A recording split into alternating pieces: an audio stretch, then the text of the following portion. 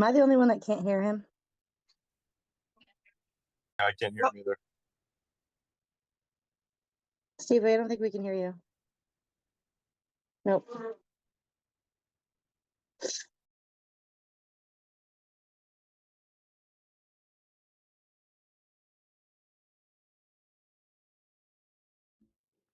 How about now? This thing on. All right, we're good. We're good. We're good. Sorry about that.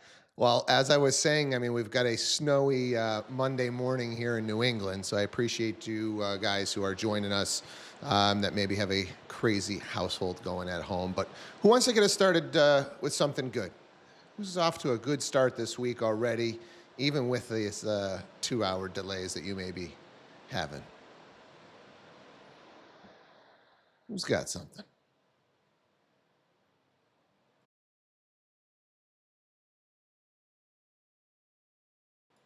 Lauren, what do you got?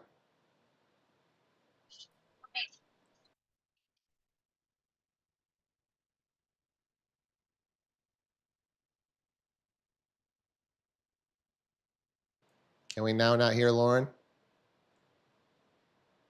Can you guys hear me now? There we go. All right. For some reason, my headphones weren't working. Just grateful that it's fluffy snow, so it was an easy shovel.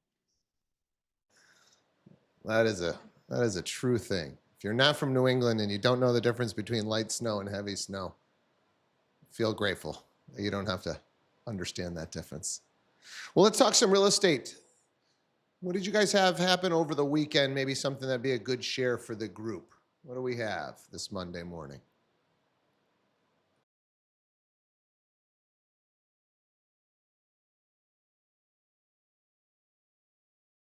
I have something, but I don't know. It's not giving me an option to raise my hand for some reason.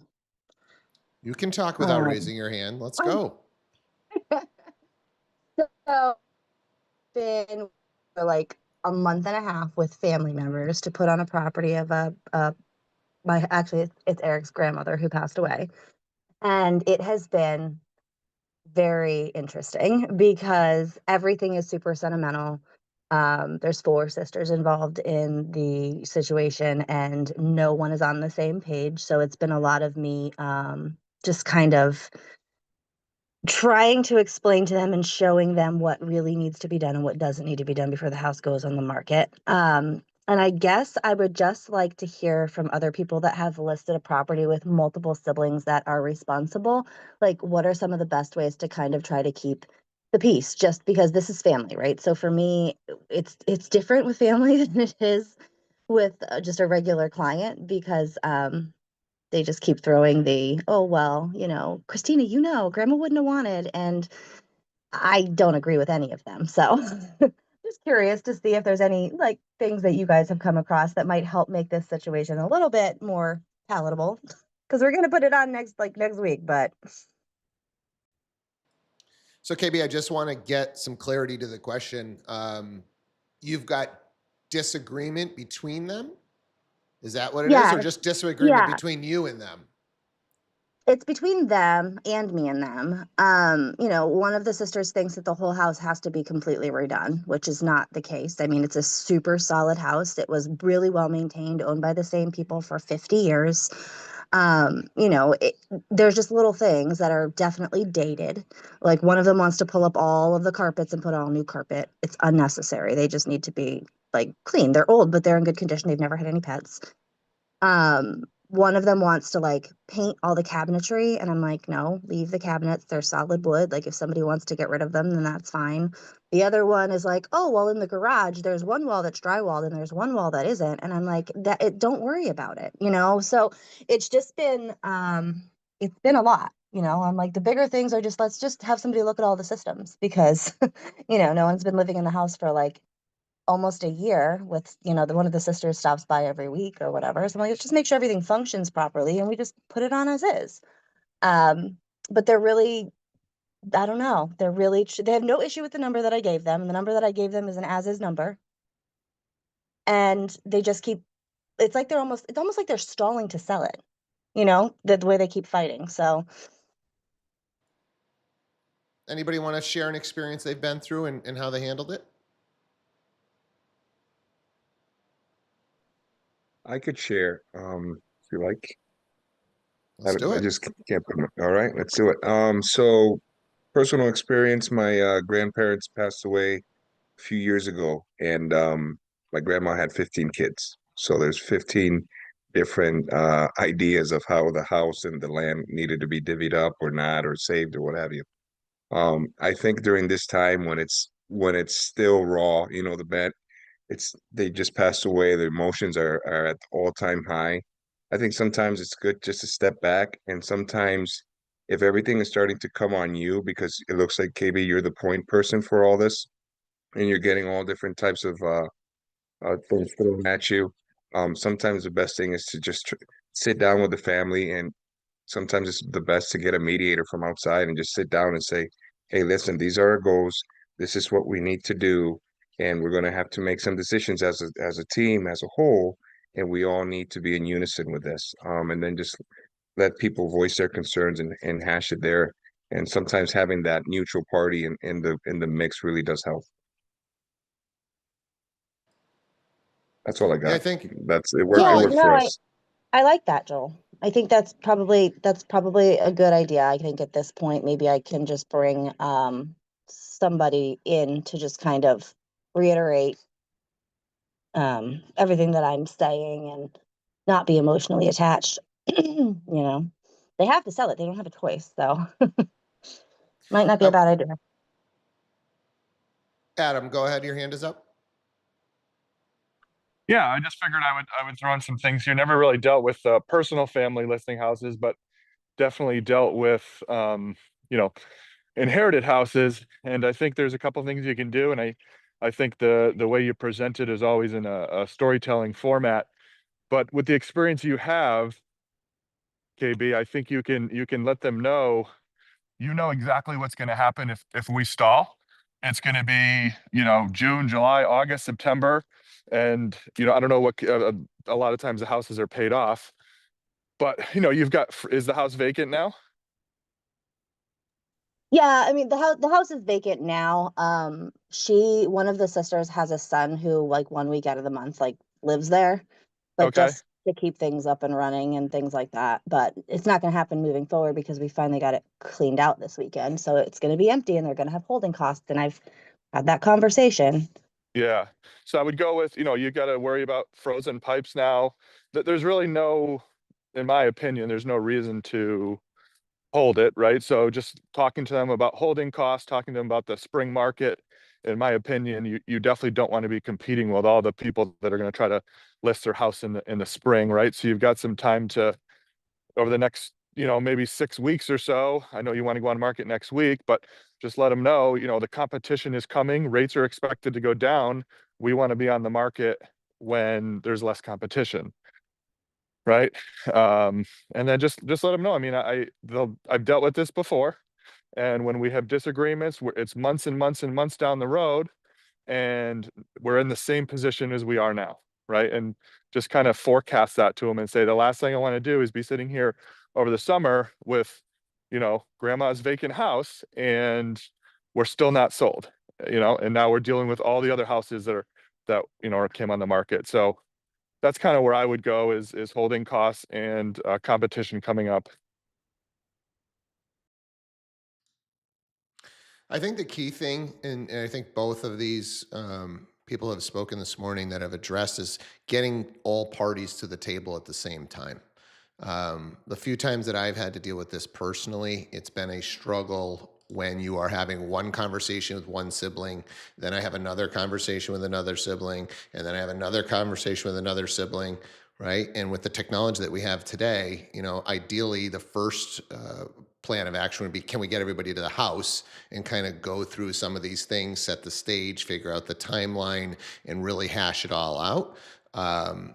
And if we can't get everybody to the house, then can we get everybody on a Zoom, on a Google Meet, something where we can say, hey, look, instead of dealing with you guys individually, I just wanted to pull everybody together, right? And I know we're going to have some disagreements on some things, but as a group, we're going to have to make some decisions.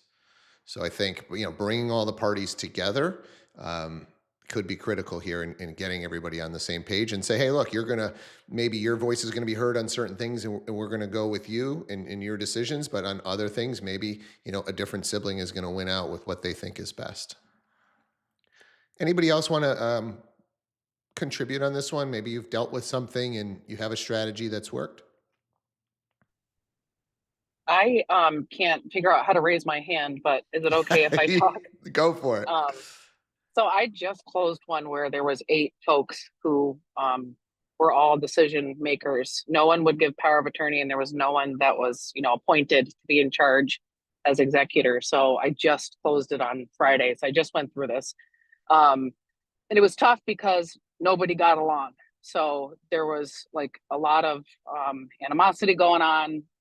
2 folks out of the 8 one was in Maine and one was in New Hampshire.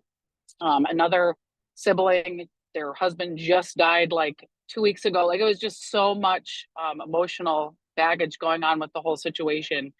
And because there was no power of attorney, that nobody could agree on it, the attorney themselves handling the transaction with me wound up being almost like a mediator during the transaction, and got 7 out of the 8 signatures throughout, which was really challenging and wild, but we did it. And having the attorney involved kind of gave that extra voice, like what the last gentleman who just spoke with the 15 siblings was mentioning, like another party kind of backing up what you are trying to portray and help get to this finish line. So I feel like that might help in this situation. I didn't hear if KB had one person who was in charge of things, or if it was a bunch of folks who all had to agree. So that's when it gets really wild. There was also items that were left in the property that was, distributed between all 8 siblings. And the way the attorney had it written up was that if within 10 days prior to closing, the folks didn't come get the items that they wanted, it would be junked. So, it protected, so that we could get this closed and there wouldn't be issues with junk remaining. So having the attorney, which I thought was going to be so much harder, actually helped a lot, because he just kind of like gave like, this is what we're going to do. And they all kind of like would listen to him. So, and it was Niles Crushane, who can be difficult to get on in an email sometimes, which I found talking to him on the phone was the best in this scenario. So, I mean, it was having that extra person, KB, that helped me get through it, because it was not fun. But we closed, and it was grandma's house, and it was super dated, and they did want to do the whole, should we paint this? Should we do that? Should we change the cabinets? And I just kept saying to everybody, I was like, look, you can come in here and you're going to change the floor in the kitchen, and guess what? Whoever's going to buy it isn't going to like how that looks, and they're going to rip it back out and change it. Should we change the carpet? No, because you're going to put a brand new carpet in here and somebody's going to buy it and hate carpet, and they're going to rip it out, which you just did, and put down vinyl plank flooring. I'm like, it's clean. Our mechanicals are all in good order.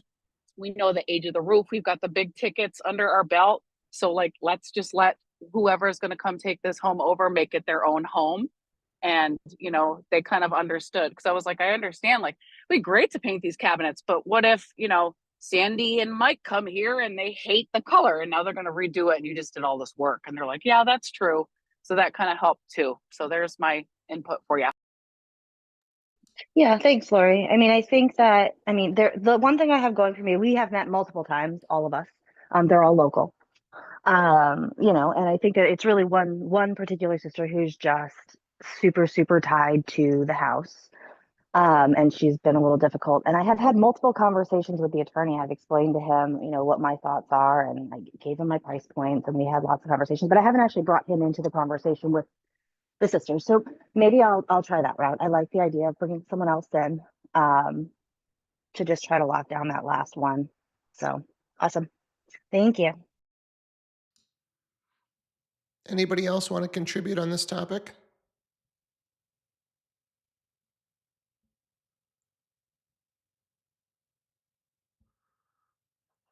I appreciate you, Chris, going into the comments. For those of you guys who are on the Zoom call, if you go into reactions, that's where you're going to find the hand raised. So in reactions, I'm not sure whether it is on the app, but if you're on a computer, Hopefully it's very clear. Who else has got something that is a good share, or you're just questioning, maybe something going on a transaction of yours? Be a good scenario for us to chat about.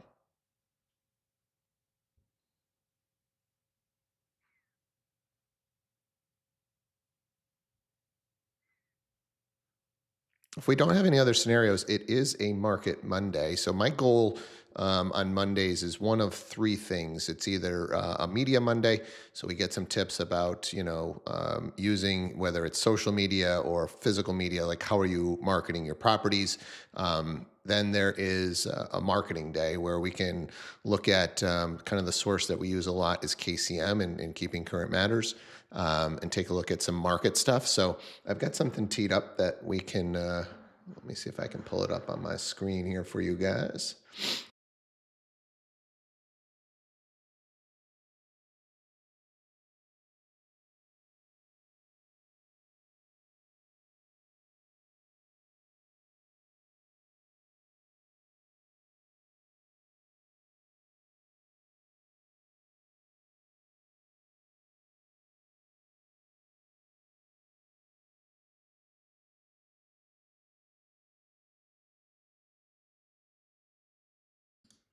Sorry about that. Speak up when you guys can't hear me. Thank you, Stacy. Wanted to just share some stuff from KCM. They put out a deep dive once a month, and they had some really good stuff. And I think one of the things that KCM makes very clear that I think you guys need to really understand is that a good agent understands what's going on, but the great agents can actually explain it. And using some of the visuals that they put out there on the monthly, I think can really, really help. So if you're not taking a look at KCM, look into their subscription. It's pretty cheap on the monthly, but I'm going to share some of their stuff this morning with you. So the first thing I wanted to share was a mortgage rates by decade, right? Because we hear a lot about mortgage rates and where they're at, and like understanding kind of the averages. So yes, are we on the high side for right now, especially what we saw in the 2010s and 2020s? Yes, but historically pretty darn low. And for those of you guys who can't see the visual, your average rate in the 70s was 8.86. We're obviously under that. Your average rate in the 80s was 12.7. Average rate in the 90s, 8.12, 2000, 6.27, 2010s, 4.09. So, we're in a pretty good spot historically. I just think, unfortunately, we got a lot of people trying to hang on to their, 3 or 2% rates. But I think they're getting to the point where, hey, rates are going to be 6 or 7, and it's time to make the housing move that we need for our family. So I think that's one of the things that we've got going for us in 2025, is that I think buyers are finally getting to that point where they're like, hey, we're like, rates aren't going to go to 3. It's not happening. So a lot of prospectus on where inventory is going to go. And a lot of people predicting 10 to 15% increase in the inventory. A lot of that being like the people that have those homes are saying, you know what, yes, I've got a great rate, but this house just doesn't fit our needs any longer. So if we can see, a 15 to 10% increase in inventory, that can open up some of our markets. You combine that with maybe a 10% reduction in agent count, right? That's another thing that a lot of you guys who are sticking with this have going for you, is you got at least 10% of the agents that are going to drop out in this more difficult market. So you combine, maybe a tick down in the rates with a tick up in the inventory and a tick down in agent count. You should be optimistic about what 2025 is going to have to offer for you. Let's see here. So this slide is just for you guys to understand what the actual home sales, these are total home sales, so it's existing and new construction, what they've looked like over the years. And you can see, I'm just going to go back to, let's say 2020 was 6.5 million sales, 2021, 6.9 million. And you compare that to the last 2 years, 2023 and 2024, you've had 4.8 and 4.6. So that's a 2 million home sales less, right? And as an agent, this is how we make a living, is more people transacting. So the last 2 years have been extremely difficult. So if you've gotten in the last 2 years, like, kudos, you've made it through, and hopefully you're going to see a little bit of breathing room as projections for 2025 are at 5.1. I think that might have been. Oh, this was some interesting stuff that they shared that I think is good for you guys to know. What are the most difficult steps of the home buying process? This was a survey done by NAR. And whether it was first-time home buyers or just all buyers in general, the big one that stood out was finding the right property.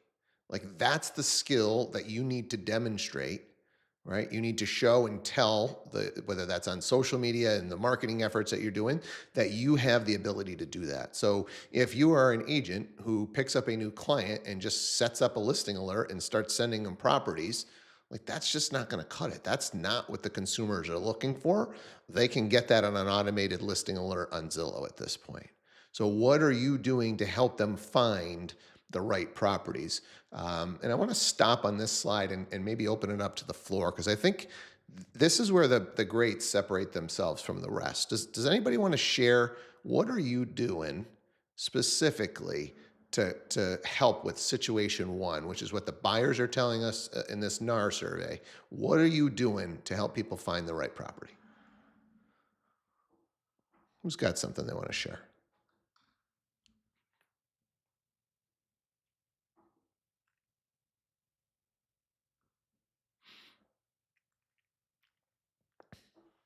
We are not a talkative group this morning. I will tell you, I think one I of the can say things. something. I just don't know how to raise my hand because I'm driving. All right, Laurie, go But ahead.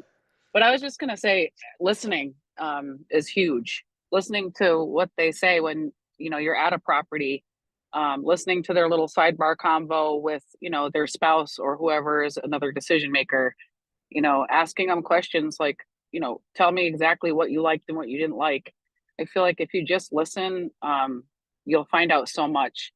If there's something specifically, and asking the right questions, like, what is the deal breaker? I have someone right now, they need to have a garage. They don't give a crap about the house. They just want a 2-car garage in some way because they need to work on vehicles. So, like, we doesn't care if there's 2 bedrooms, 3 bedrooms, 1 bathroom, or 2, just wants the friggin' garage. So, like, some people are obsessed with cooking on gas, and they need to make sure they can have a gas stove because they're passionate about the way that they're making meals. Like, there's specific things people will tell you.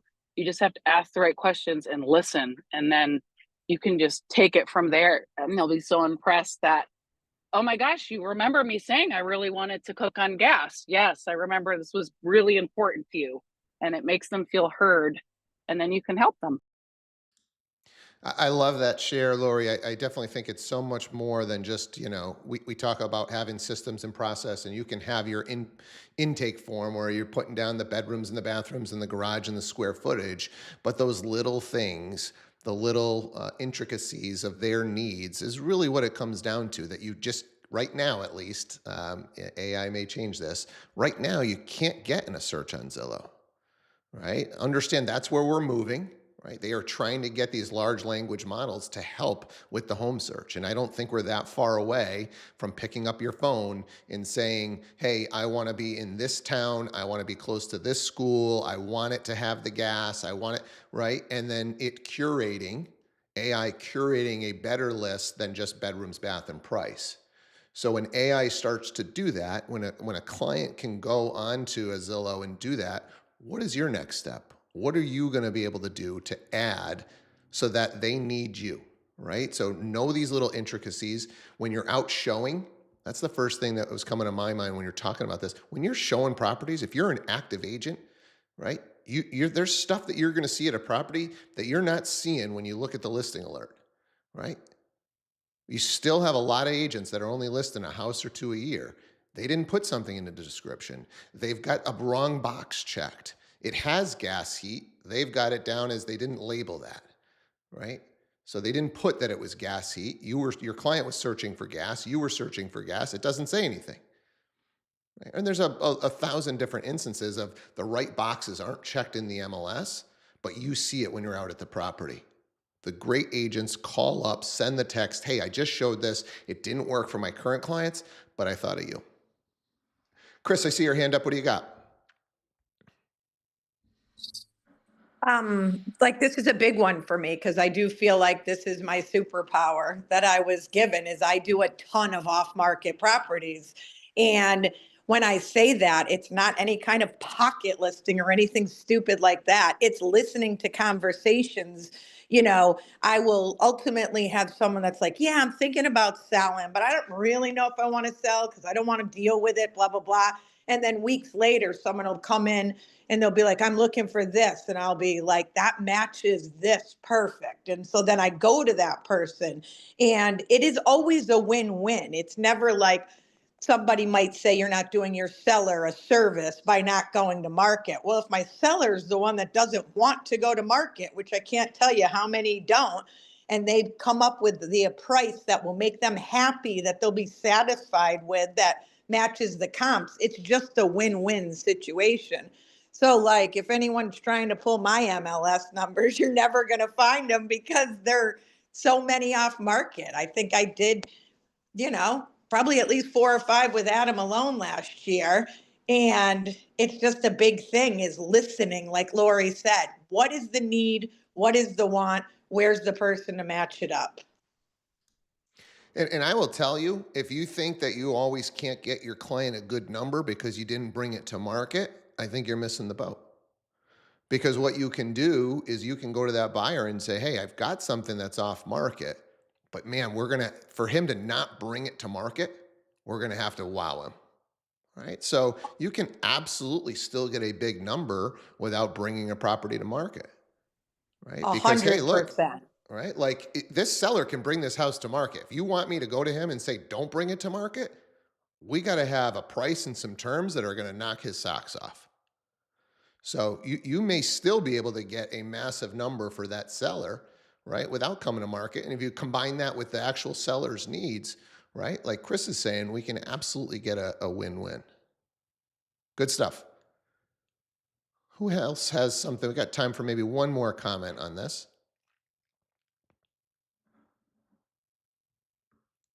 Anybody else want to share? What are you doing to find those matches? How are we finding the right properties?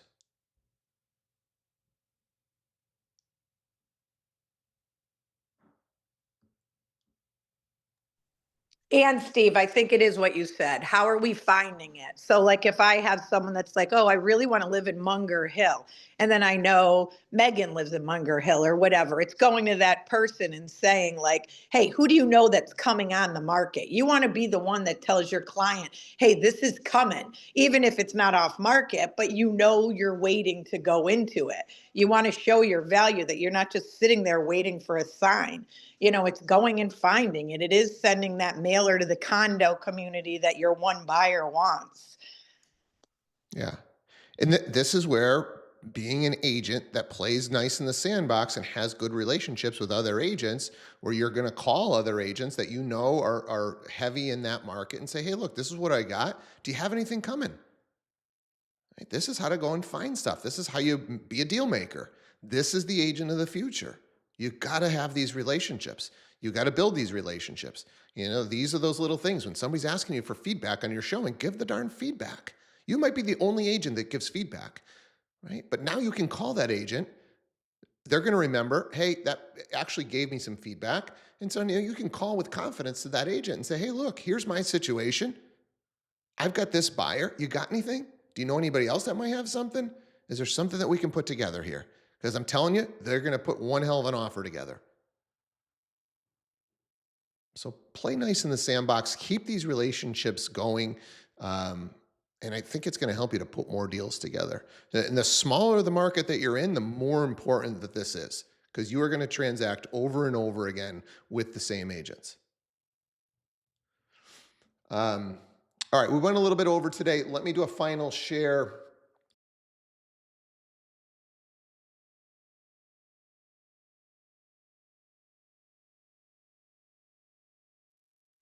Steve, you're muted again. Yeah, I will get better at that. So just the Are final. you in Agawam, Steve? I am. Yeah, Agawam internet sucks. It's not That's the problem. No, it's the operator. This is all on me. I'm not clicking the right button. I wish I could blame it on the internet. Well, it doesn't happen at home.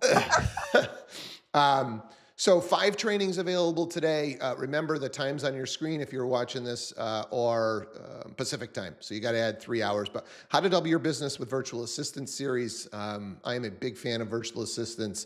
I think it's the first step in, if you're a solo agent, the first step in getting to the next level should be a virtual assistant. So if you are a top producer and looking to get to that next level, I would definitely try and get to one of these sessions. 2, social media and marketing mastermind. Number 3 is the High Note IO series. 4, CEO Connect. 5 is the Sales Accelerator, and that'll do it for today. So if you're stuck in New England in a snowy house and you don't have many showings lined up, take a training, learn something, come back to this show and share it with us. Appreciate you guys coming out on this Monday. Have yourselves a killer day, and we will be back at it again tomorrow. Take care.